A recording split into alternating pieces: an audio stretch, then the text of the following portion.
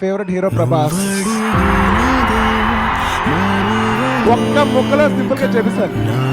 అంటే తన ఎక్సలెంట్ గా చూస్తానికి చాలా బాగుంటాడు, బాగా ఫైట్ చేయగలడు, అన్నిటిలో నంబర్ 1.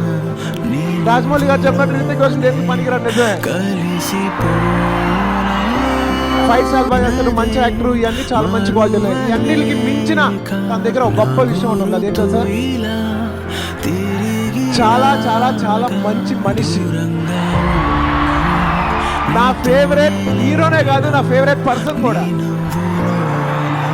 అంటే టిప్ అంటారు, అంటే ఇక్కడి నుంచి గోరు చివరి వరకు 6 అడుగుల బంగారం.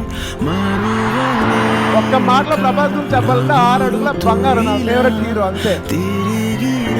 ఇంకా నేను యాక్చువల్గా చాలా చాలా మాట్లాడాలనుకున్నాను ప్రభాస్ గురించి, కానీ ప్రభాస్ మీరు ఇద్దరు ఫ్రెండ్స్. అక్కడ బాహుబలి రికార్డ్స్, ఇక్కడ నాన్ బాహుబలి రికార్డ్స్.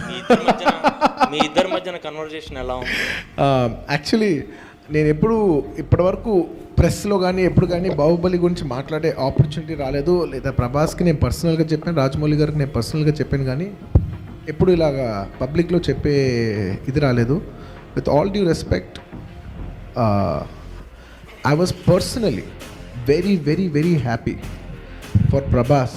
తనకి ఈ సినిమాకి ఎంత పేరు వచ్చినా కూడా హీ డిజర్వ్స్ ఆల్ దాట్. ఎందుకంటే ఒక హీరో ఒక మిర్చి లాంటి సినిమా తర్వాత 5 years ఒక కమర్షియల్ హీరో ఎన్ని కోట్లు సంపాదించుకుండొచ్చు, ఎంత మైండ్ సెట్ కావాలి ఒక్కడనే. ఎందుకంటే మన సినిమాలో పనిచేసేది ఆ 5 yearsలో 1.5 year వర్కింగ్ డేస్ ఉంటాయి, మిగతా 3.5 years దాదాపు ఎంటీ డేస్ ఉంటాయి. సో ఆ టైంలో ఐడియల్గా ఇంట్లో కూర్చోవటం, ఒక విషయం నమ్మి కూర్చోటానికి తను చేసిన.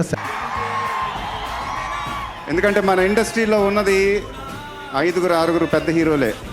తిప్పి కొడితే ఒక్కొక్క సినిమానే చేస్తాం ఏడాదికి. అందరి సినిమాలు ఆడితే ఇండస్ట్రీ ఇంకా బాగుంటుంది. మేము బాగానే ఉంటాం, మీరే